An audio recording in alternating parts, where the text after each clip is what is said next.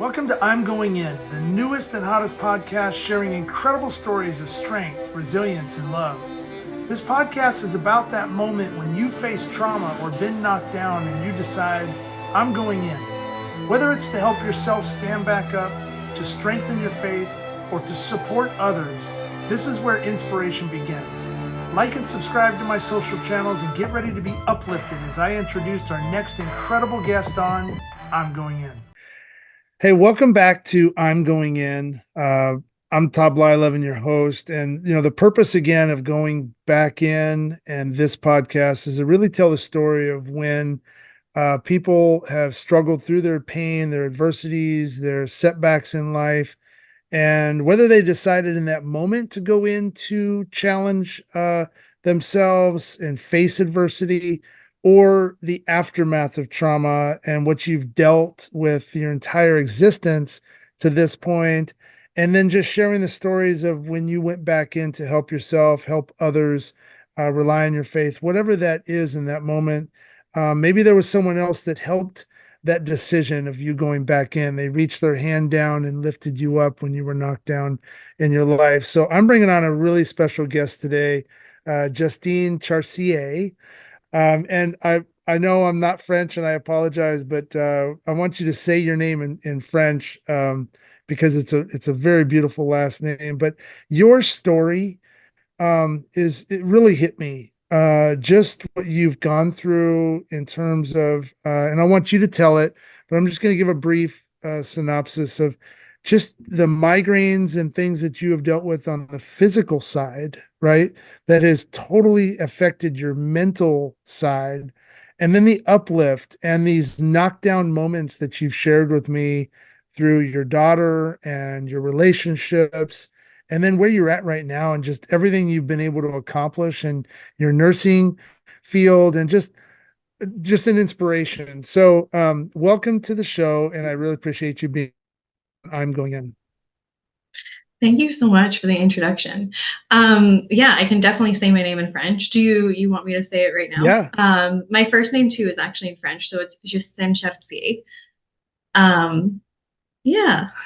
There you go. Wow. Yeah, a little Yeah, fancy. you just brought us to Paris. So Just a little snippet.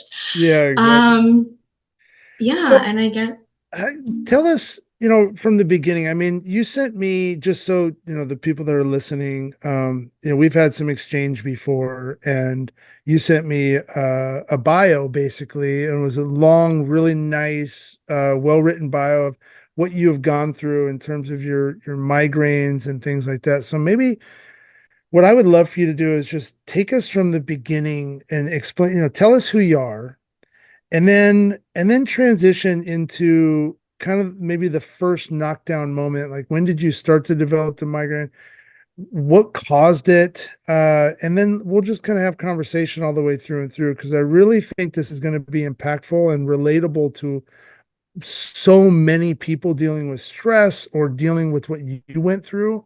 I mean, you just have probably 10 different stories that people can relate to in this. So, yeah, where did you begin? Let's talk about you first, and your background. just I guess my background, I am from Southern Manitoba. Um, yeah, very small town. And very small school. There was like 25 people in my school, or in my class, sorry, not my school, but very, very small school. Yeah, and I started developing migraines when I was 15 years old. My mom had always experienced them as well, so we kind of just figured it was like hormonal related, or genetic, because yeah, my mom had them pretty bad. There was times too where she was kind of bedridden for days on end. Wow. Yeah, so I remember going to like the chiropractor and very young around that time, like 15, to start kind of working on my neck.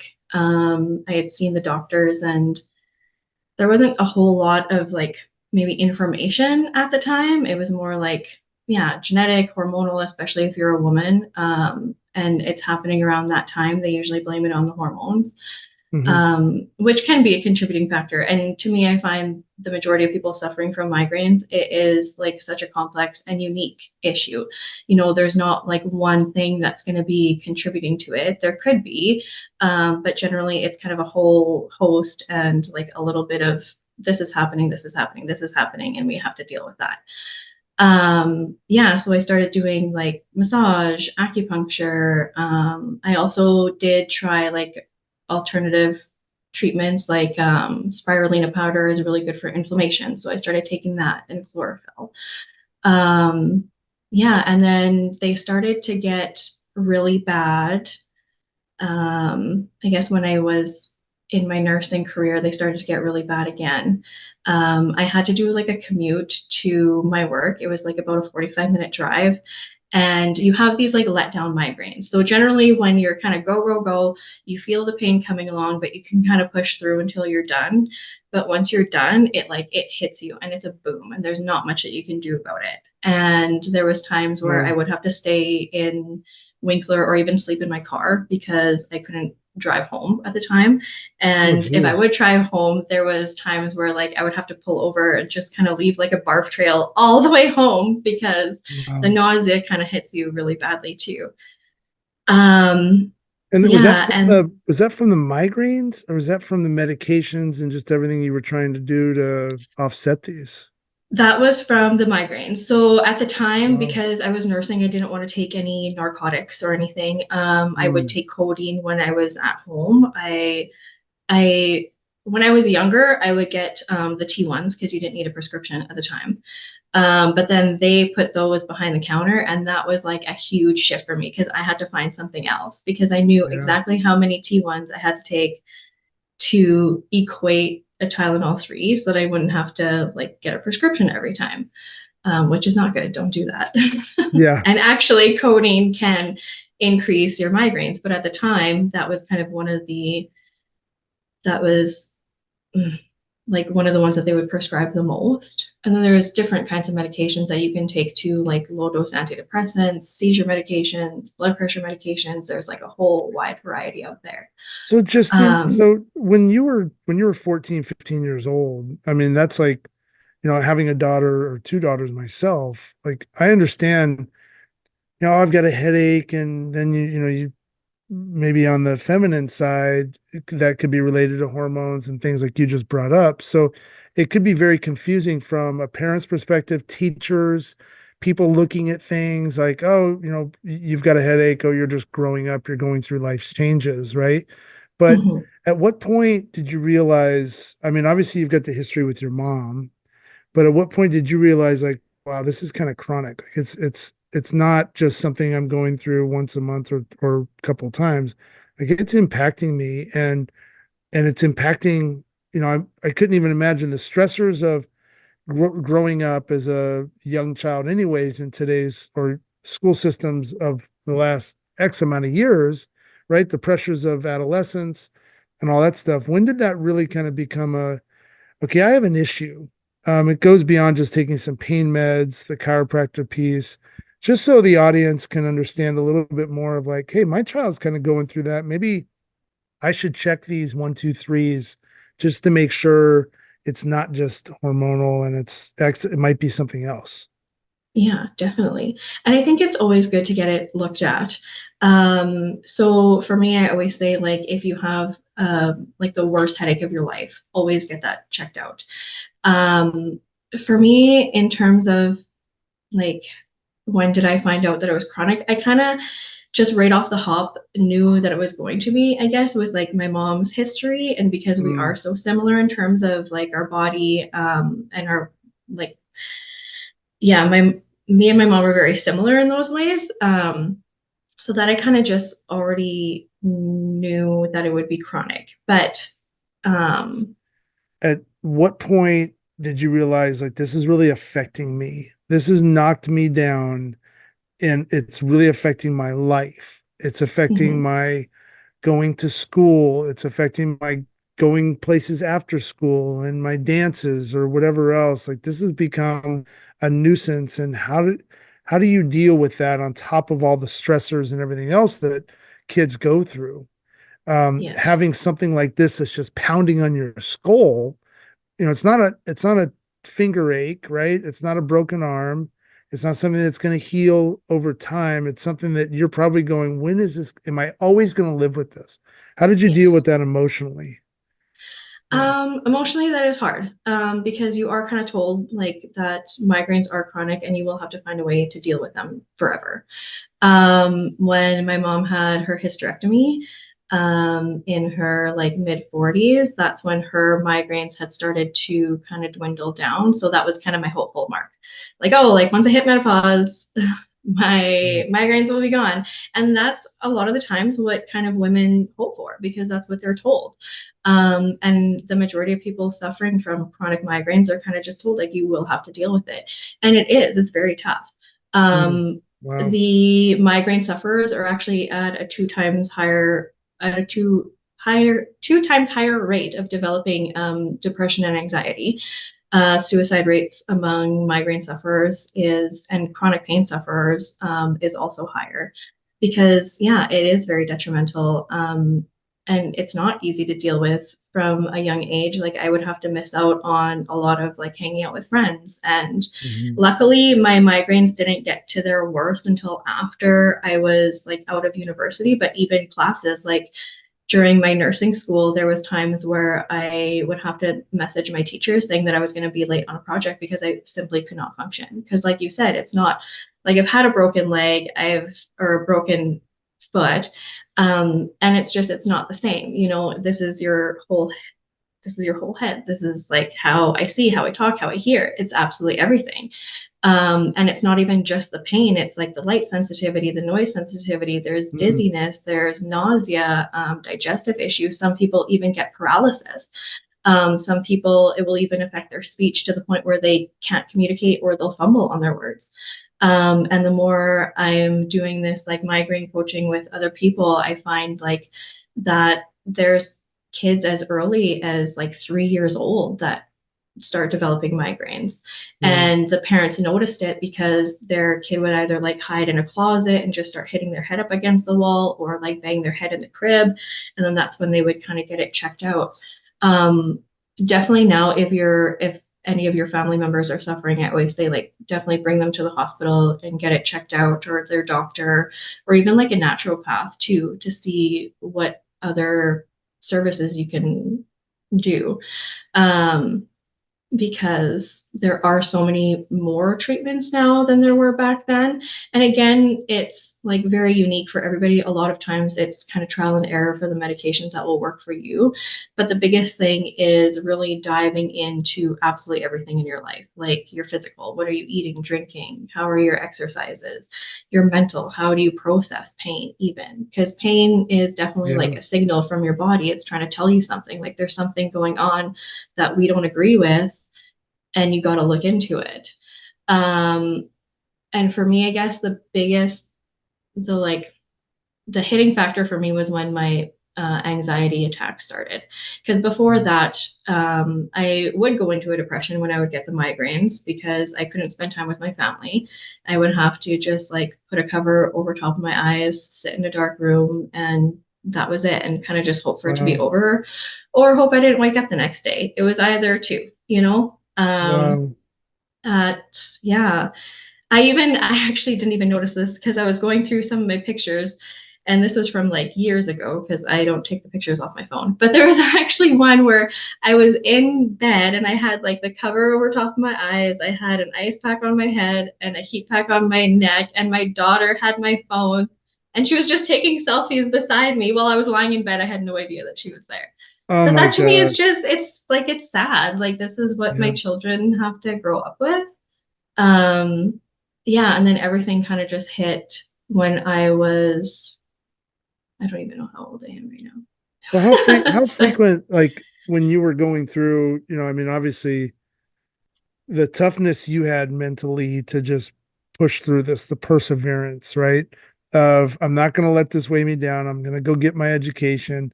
I'm going to stay the course. You're going through nursing school. You're literally, throwing up from one place to another, trying to get to another place, and you're having to almost sleep in your car and sit in your car too.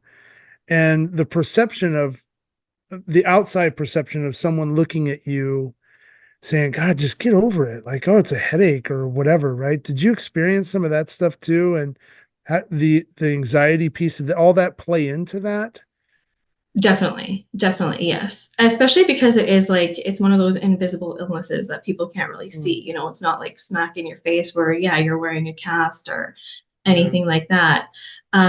So I often would get anxious that people wouldn't really believe me. I never really got told to my face to get over it, which was really good. But there are definitely people that do experience that or think that like, oh, you're just faking it to get out of this, you're just faking it so that you don't have to do this, but they don't realize like how many times that we fake it and we try to pretend that we're okay so that we don't have to miss out on one more thing. Like I missed out on countless like weddings, parties, times with friends. And yeah, towards the end of my disease, it was coming on about 3 times a week and I could not function anymore. And that's to the point where it got like, hey, I need to do something about this.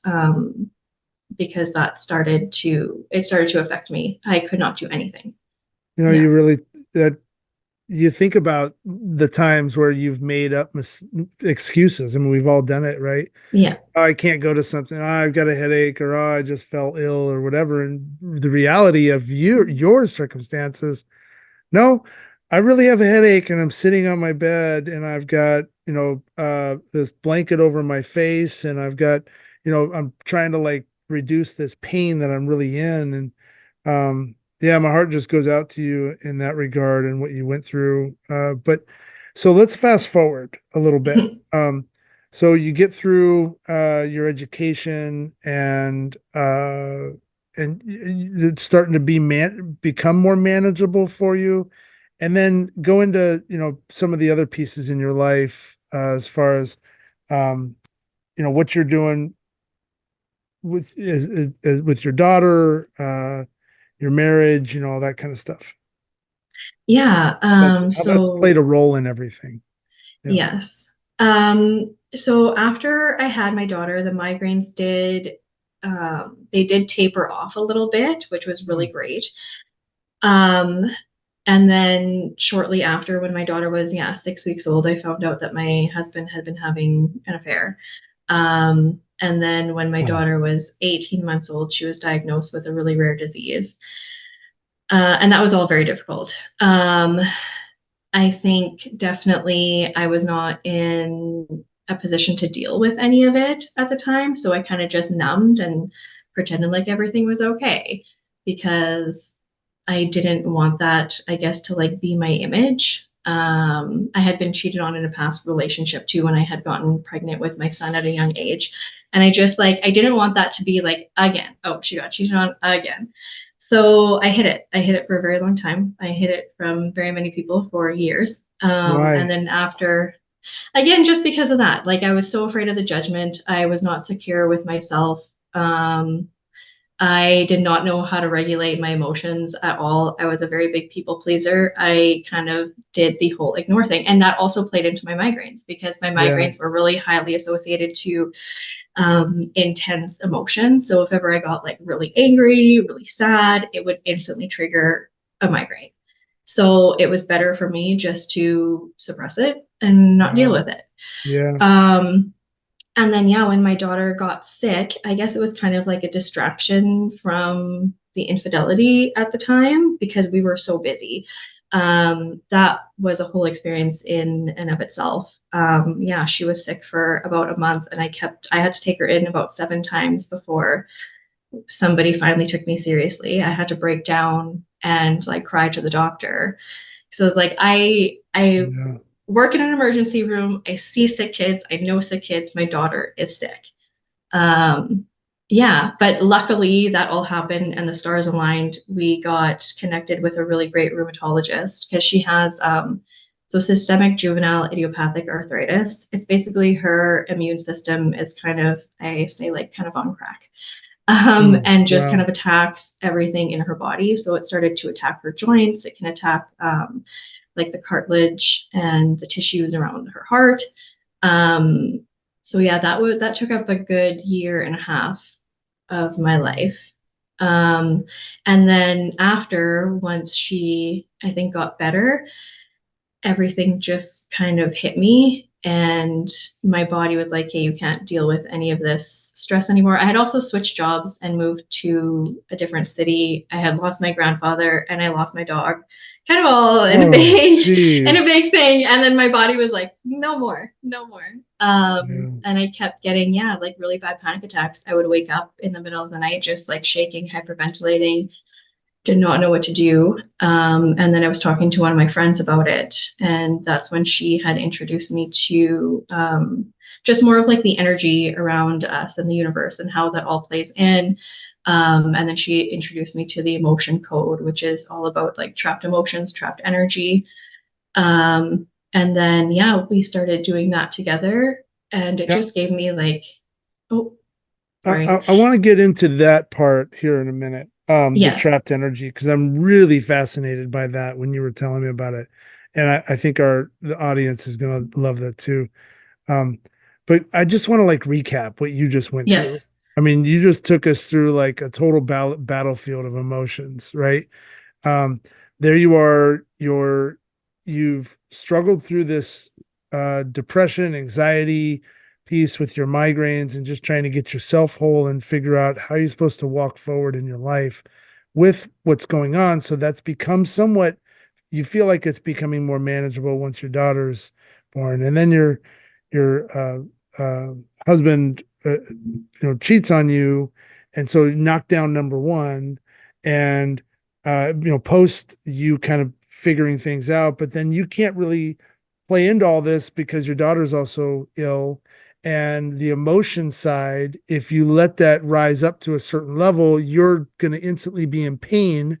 So you have to stay mentally below this threshold. Otherwise, your ticking time bomb's going to go off again, which is incredible, like to just show like your strength and your understanding of your own being, right? Your faith, whatever that is to you. I'm a huge faith believer, and it's, I believe that I like to live with my trauma out in front of me. And you get those spidey senses when you're in a room. Like for me, if I go into a crowded room or I hear a certain song, um, I'll get that feeling, right? And it's now through the course of time, I've been able to learn how to bob and weave with that.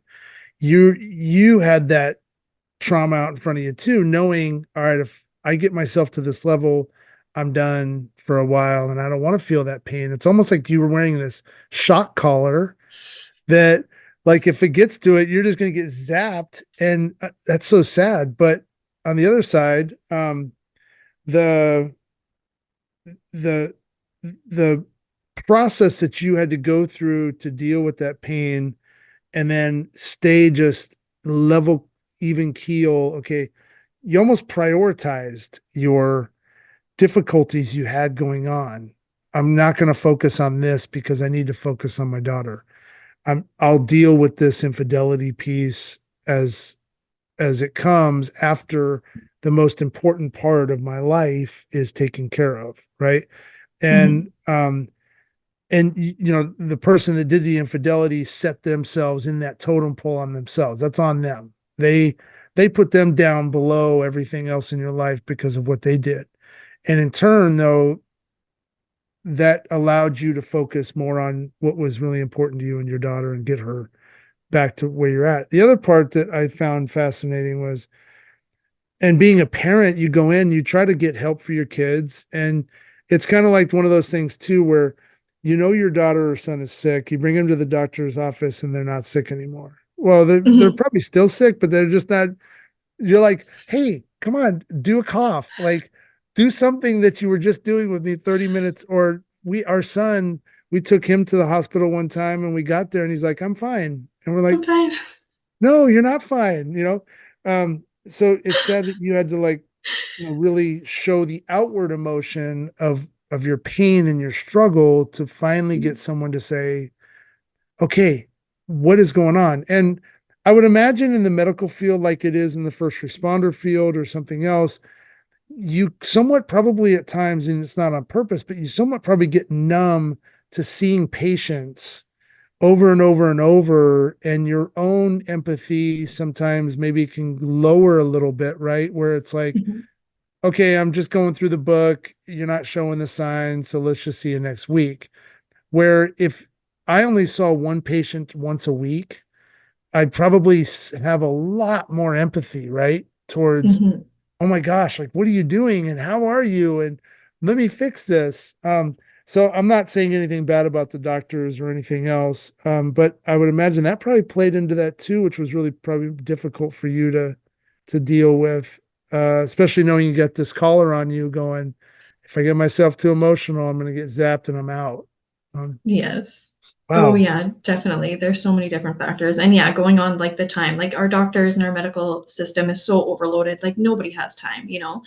And that's just it. Like these chronic conditions, whether it's like migraines or my daughter's illness, it does require more time and like in-depth conversation. And all we're really limited to right now with doctors is like 15 minutes. And it's funny that you say that because one time my son had like slammed his finger in the car door and it was literally broken. And we got to he had gotten his x-ray and everything. And we got to the hospital. He's like, oh, I'm fine now. It's okay. We don't have to be here. I'm like, no, you need surgery. Like it's broken. And Yeah. with my daughter too, and just anybody listening that like this could maybe help them, SJIA, when they first get their symptoms, it's a weird disease. And it made me feel like I was going bonkers because her pain and the rash and the fever would only come on at nighttime. And it was Wow. just the strangest thing. And then by the morning, her rash would still kind of be there. But again, like she was not as like her mood was definitely changed. Like we had lost her or like our happy go lucky child for a bit. And I'm so thankful that she's back. Um, but yeah, so it was so weird because again, like we would go to the doctor and she wasn't as sick. Like there was still a little bit of the rash there, but this was happening every single night for about a month. Like she would just scream in pain. She wasn't able to lift her head. And yeah, her fever would be as high as like the 40s. It was a wild ride. And yeah, by the next day it would kind of be gone. You're like, am I going nuts? I don't Mm. really know. Like, Yeah. yeah, That's yeah. amazing. And that's, just what we go through as parents, right? I mean, you try to do whatever you can, and when you can't fix something, especially with our younger kids, they can't have a full-blown conversation and really get into the heart of what they're feeling, right? So it's being like a pet owner. Um, you know, can you just tell me why you're barking or where it doesn't work? But so what was the conclusion then with your daughter? And then what was the conclusion with the infidelity piece in your life? And then I'd love to get into the migraines and then you again. Yes. Yeah, Okay. My daughter is doing much better. that's She awesome. is in non-medicated remission. So with this disease, it does have a chance of coming back later in life. But I'm not even focused on that. And I think that's a really important thing because like anything, like there's so many different outcomes and all we can do is just really hope for the best one. And that's all we're That's doing right. right now is just taking as much time. Um, yeah, so she was put on, there's like four different medications that she could have been put on, and she was put on like the second tier. And she would have potentially been put on chemo medications as well, but she didn't have to go to that. So that was really wonderful. And she's been doing Wow. great. As far as the infidelity, I think that definitely played a role after I started getting control of my migraines and doing the energy release because once I started taking care of me, I realized my worth and was like, I'm not having this anymore. I maintained my boundaries. We are no longer together. But we do have a good relationship. He is still the father of my children. And that definitely could have gone two ways. You know, I could have Right. been completely bitter about the things that had happened in the past.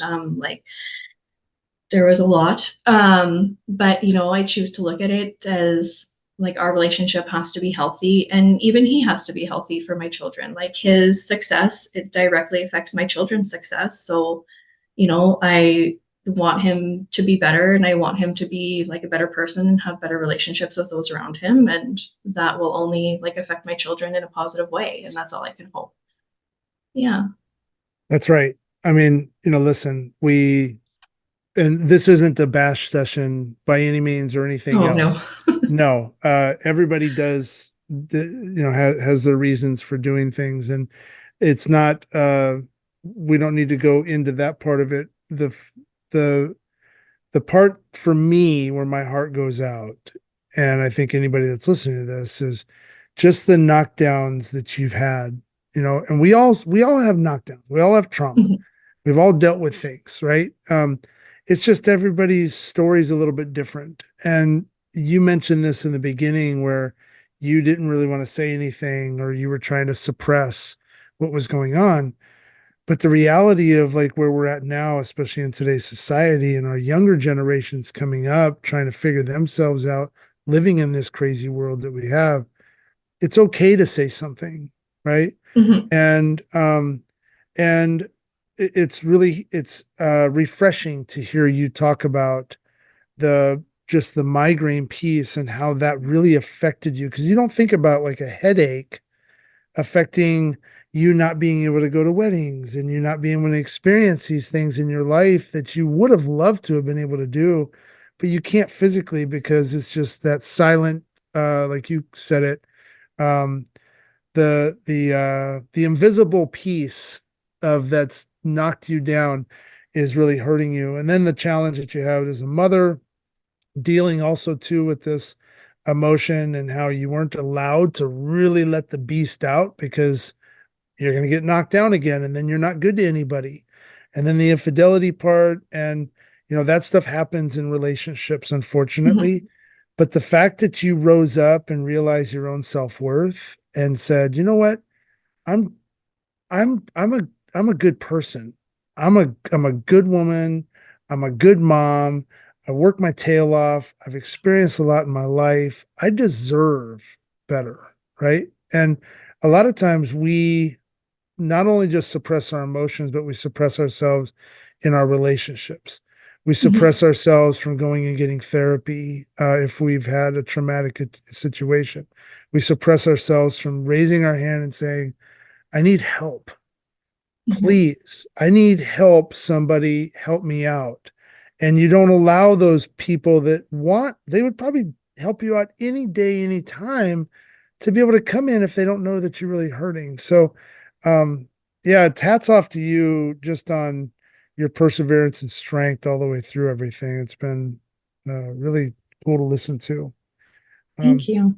Yeah, and just to touch actually quickly on like the raising your hand. Yeah, definitely. yeah, Definitely do that. Like ask for help because yeah, I struggled alone for a very long time, and some of my closest friends did not even know what was going on. And once I told them, like, they were so like welcoming and supportive and like empathetic, and I really wish I had opened up sooner because I could have gained a lot of years of my life back had I just like yeah, not been so afraid. Like you said, everybody goes through struggles, and yeah, it's important to open up. It's important to share your story because otherwise nobody has any idea what's going on and they can't help you. yeah.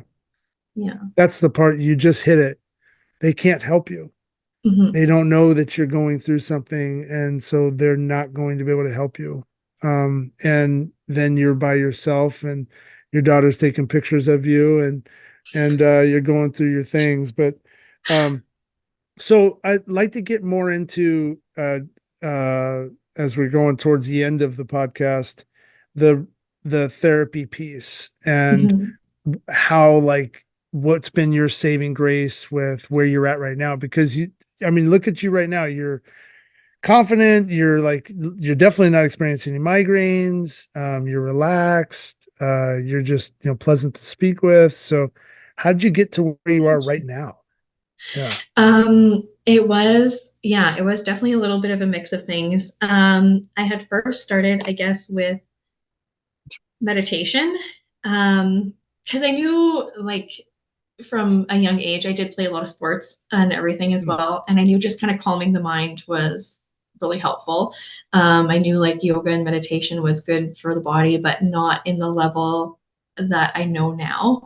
And yeah, there was just kind of like this one question that had hit me. I was doing like a guided meditation. They just asked like, when was the last time you were happy? And I couldn't think of anything. And that's when I had, yeah, reached out to my friend.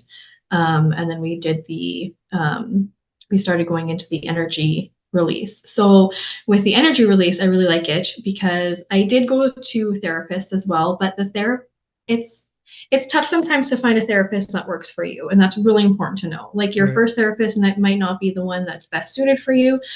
But at the time that I had reached out for therapy, um, the therapist that I had been put in place with, they weren't giving me the advice that I needed at the time. They were kind of going more so on how to protect myself financially and making sure that I had my finances together because of like the infidelity that had happened.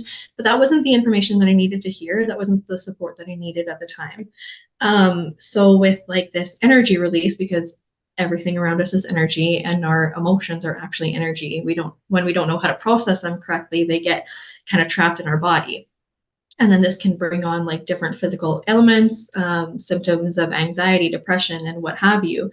And then once you release this energy or these trapped emotions attached to certain events, it gives you just a different insight to why that happened in the first place. Mm. Because before I kind of always blamed myself for the infidelity, which is not true. You know, there's definitely like two people in every relationship. Could I have done things better? For sure. But just releasing all of that like anger and that frustration, I can kind of get a bigger picture onto like why this actually happened in the first place. And then now I'm not like so held on to anger and resentment. And then Yeah. just from there, I was able to open up more to the people around me. Yeah, and then just like have a more positive outlook on life. I also had to reframe my mind a lot, especially towards pain in itself. Like I said, like I kept on ignoring the pain or hating myself for the pain. You know, you're stuck in a room, my dishes are piling up. I can't feed my kids like good home cooked meals because I can't cook. You know, it's a lot of like takeout or pizza at those times, unfortunately. Mm. And then you kind of get into like this vicious cycle where it's like, yeah, I'm hating my body, I'm hating my head, like this stupid pain, go away. Why are you doing this? But instead, I should have been more receptive to the pain and kind of almost thanking the pain. It sounds very weird, but the pain is there for a reason. So just like thanking your body, being like thank you for showing up, thank you for like bringing this to my attention. What do I need to know? And just taking the Wow. moment to really calm yourself and see what comes up. Mm. Because a lot of the times it's like it's just such little things like you need more rest, that job is not for you, that relationship is not for you, or like yeah, you need more sunshine or exercise. And often it's just like these little things, but we kind of slough it off just thinking that it's just our what you might call it, just like background noise, you know. Yeah. um but once we like clear all that trapped energy, we have a better connection and communication with our body where we're able to recognize these signs easier, you know, and we're able to have that communication a little bit better. I love what you just said, though. It's like thanking your body for giving you the recognition of what's going on, right? Like, Hmm. hey, what you're doing right now obviously isn't working because I'm in pain. You're Yes. hurting me in the inside, so you better turn around and go back, do something else. Yeah. Change your eating habits, change your lifestyle. Don't drink as much. The job that you have now is completely stressful and it's impacting your whole being, right? And yeah, I love that comment. Hmm. Just that you got to listen to your body more. I had a guest on, his name's Alan Jaeger, and Alan is a very well-known baseball sports. I shouldn't just categorize in baseball, but sports arm conditioning coach, and he's also huge in the meditation and mental performance piece. And he works with all kinds of huge sports celebrities down to the youth players. And one of the things that he mentioned was the universe and the energy that we have. 90% of everything, the whole galaxy is all, in fact, I think he said, I'm probably misquoting him on the percentage, but it's high, Hmm. is all energy. and it gets trapped within our own bodies and how we perceive that too, right? And I think too, like for me, I think, like we spoke about, when you get going really fast, and if you have something else, like I have PTSD from my traumatic event, I have these visions and memories that I see every day, unfortunately, and they can either completely weigh me down and I can start to fumble in my speech, or I can recognize, okay, this is happening, and I'm going to go through my breathing exercises. I'm going to go through my kind of, there's this energy, it's balling up. I'm going to go ahead and release that. And I'm going to get myself to a comfort spot where I'm leveling up to my own potential. And then I'm living in that. And I love that whole kind of mindset of it. It's been, we don't realize that we do that. I think Mhm. sometimes we don't force ourselves like to go fishing or do something on the extra curriculum side that's just going to bring us more peace and harmony in our lives. Because as you're sitting here and you're very peaceful to talk with, that's how like I want to be, right? And that's how I try to live my life all the time now. And we go through all this noise and clutter in our life, and a lot of times it's stuff that we put on ourselves, right? Mhm. Sometimes it happens to us, Mhm. but um yeah, I love the part. So are you still, how often do you practice that? Is it a daily meditation or for you, or is it weekly, or just when you need it? Where are you at I now? do daily meditations, Hmm. and I also do clearings. What is that? I actually like I'll go in and I will connect myself to your energy field. And then I kind of go in like a decoder. It's like I'll ask different questions, and I'll see what different energies are coming up for you. And then I set the intention with visualization and intention to release that. That's Yeah. awesome. There's so many other ways than just the pill, Oh my right? goodness, yes. And even with this, even with the energy release, like there's so many different ways than just my way that works, definitely. And it's still like all about finding what works for you. And like I just want to kind of reiterate on what you touched on with your like PTSD and the breathing exercises. And I think that's like so important that you do that and that you talk about that too, because there's a lot of, when you are stuck in those moments with the anxiety, it's hard to come out of it. And, it's like, it's great to have the medication if you need it to get by 100%, but it's also good to be able to like recognize those symptoms and then be able to come off of it so that you have more control and that you don't have to rely on something else. Because like these breathing exercises and the energy work, the meditation, it does take work and it's not just instant, especially when you are in the earlier phases of like your anxiety or your PTSD where you don't really know how to control it. And some people can get like really discouraged right off the hop where it's like these breathing exercises aren't working. But again, it's like it's a muscle, we have to train it. Yeah. And then once you start like getting that consistency in, that's when you really start to notice the difference, especially like even with your mindset. It's not just like, oh, I'm going to wake up tomorrow with a different mindset. Like it takes implementation and recognizing when you have to stop yourself. Like, okay, I'm getting caught in this like negative like hamster wheel. I need to stop this and try to like get going in a different direction. Yeah. Yeah, you're another home run. You just hit another home run. Yeah, but it is, it's not easy. That's the first lesson, right? It's not easy to change. The the fact that you have, these adversities in your life, it's recognizing that it is a challenge, Mhm. and it is something that we need to be able to change or learn how to live with. I always talk about, like, if you think that for a second that your trauma and whatever you deal with, you're going to be able to just put behind you, I don't think that's reality. I think you need to be able to understand how you're going to now live with that. Certainly, I don't want to think about it, but I know that it's there.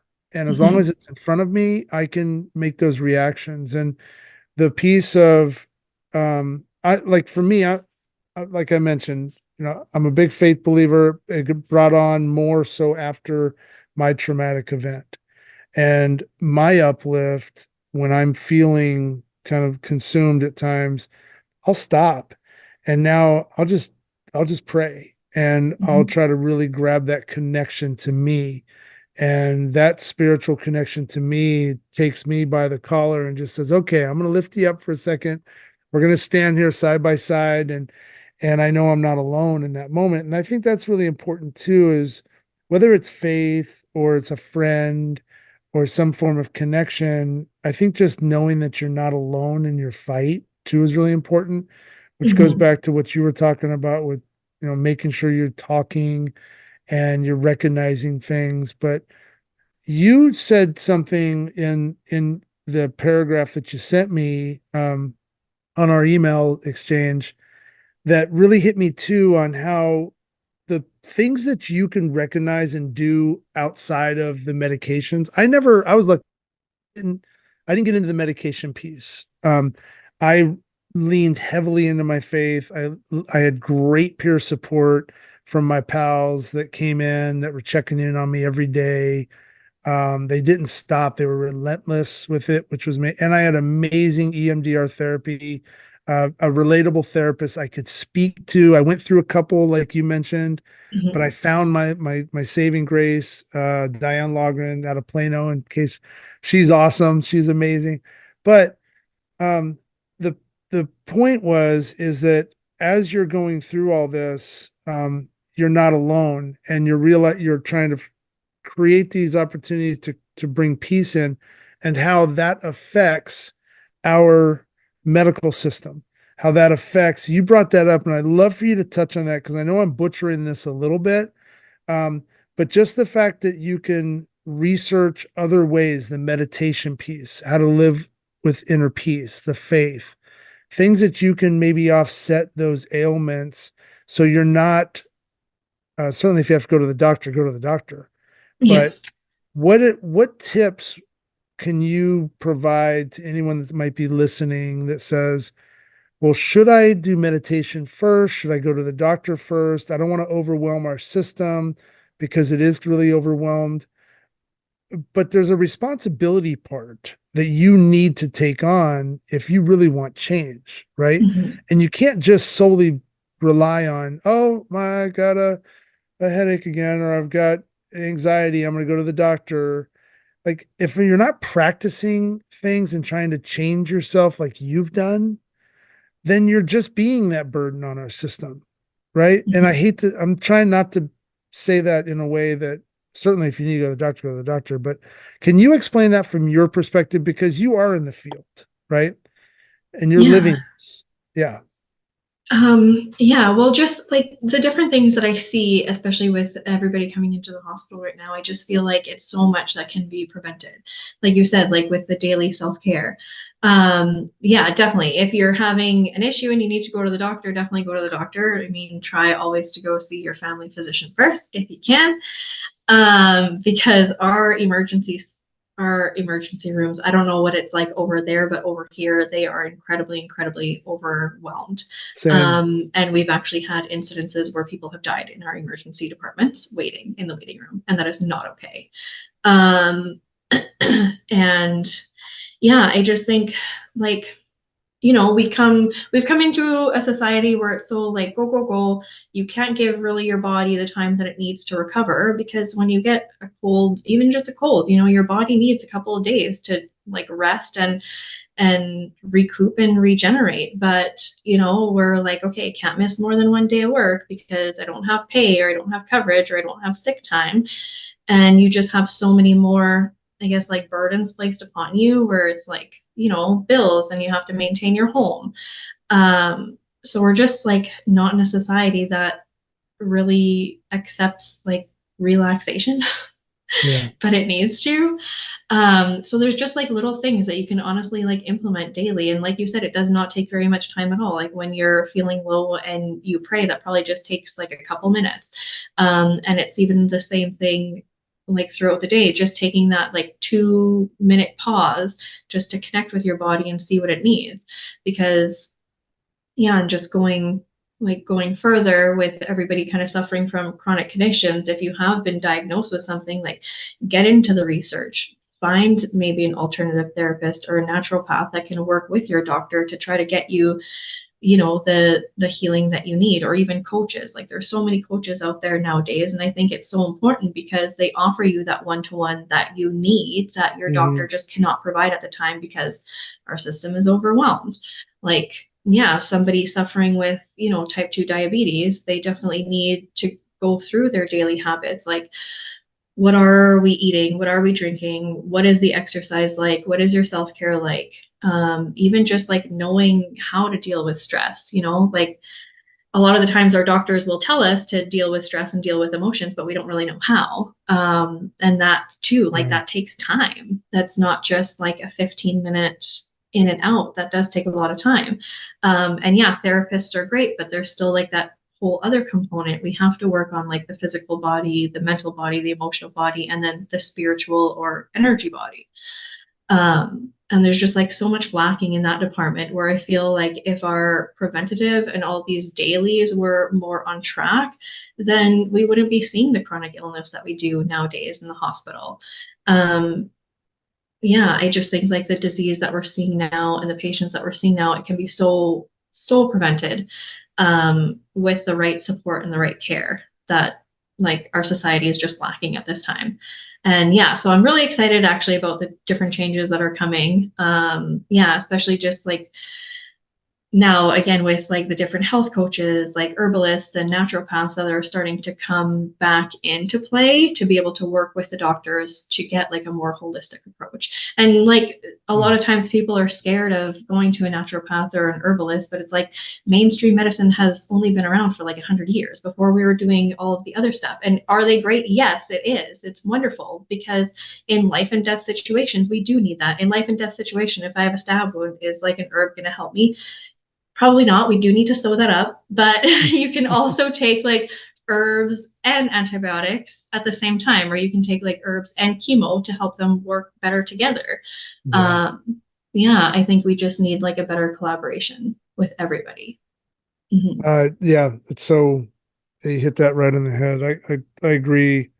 And I think society is accepting that a little bit more now. Mhm. Where, 20 years ago, you look at some of the like, you're an herbalist or you're doing this and you're kind of an outcast, right? It's not accepted in the mainstream, where now I think it's becoming more accepted, which is great. And Mhm. hopefully in 5 more years, we'll look at our system and maybe it's a little bit more balanced, and we don't have people unfortunately passing away in the waiting rooms, and the people that are in there are actually in there because of some, well, let's hope not, but physically they need help, right? Of some accident or something. But as far as the internal piece, there's a balance of modern day medication and then what you can do personally through meditation or just finding your own inner peace. So you have definitely found yours. Yeah, it's just cool to I guess the great part about this podcast is I get a chance to listen to stories of adversity and strength, and really more so how people have been able to create a survival guide, not only for yourself, but also for others, and offering suggestive, different techniques. And I can't tell you that I've heard probably the same one out of anybody. We all Mhm. have our own little survival guides of what makes us stand tall again. And so I really appreciate you sharing your stories, the times you've been knocked down, and then sharing your passion on what you really love to talk about, because you can just see it. It radiates off your body, like your soul. You're just talking about helping and being healthy and balanced. So how do people like learn more about you? Obviously, we're going to run things through this episode so people can see the websites or whatever that is. But how do they get a hold of you? At the moment, yeah, they can get a hold of me on Facebook or Instagram under Justine Chartier, as well as if anybody wants, they can email me to at justinechartier2@gmail.com. Yeah, and I am always happy to Awesome. answer any questions. Yeah, yeah. Well, we'll try to get some people following you for sure, and just your journey. But thank you so much for coming on. And any last notes or anything you'd like to talk about or say before we end it? No, this was wonderful. Thank you so much for having me. I definitely think that we touched a lot. Yeah, I think we touched on quite a bit. There's probably stuff that I'm forgetting, but maybe we'll touch base again another day. Yeah, for sure. Well, it's very conversational, and that's what I've always wanted out of this podcast is I want the one person that's listening, because essentially I don't think multiple groups of people are watching the show at one time, right? And maybe it'd be great if you guys are doing it at a company and you're watching it, but for the most part, I think it's that one person that's got the earbuds in, or just listening while they're at work or on a walk or something, and listening to us talk to each other, and it's just joining in the conversation.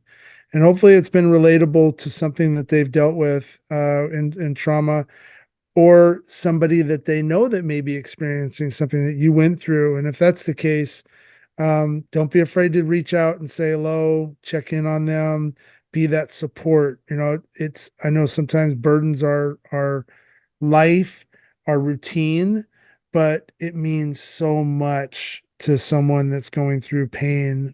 Just that simple text of, how are you? How Mhm. you doing? You don't need to talk for 10 minutes or 30 minutes or an hour. You be there for that person, because it really does mean the world, right? So, yeah. Yeah, it really does. Yeah, having that Yeah. support system is absolutely huge. Yeah. Yes. Yeah. Well, thank you for being on I'm Going In. And yeah, I can't wait to share the story. So thank you. Thanks again for having me. It was wonderful. I'm Going In would like to thank our sponsors, Ace Branding and Ferret Flush. Ferret Flush is a laugh-a-lot, easy-to-play, family-friendly card game for creatures who like to dig a little deeper. Players explore interplay between thoughts, feelings, and actions, and if you're looking for a great family-friendly game to just play with your kids or just adults or neighbors, this game was developed by a family friend of ours, and it's really, really fun. So I encourage you to get out, go purchase Ferret Flush, and have a great time. And Ace Branding is a PR firm that's helping thought leaders, entrepreneurs, businesses, podcasters like myself, and more just enhance their presence online and helping them succeed. So thank you to Ace Branding, and thank you, Ferret Flush. Appreciate it. We're going in.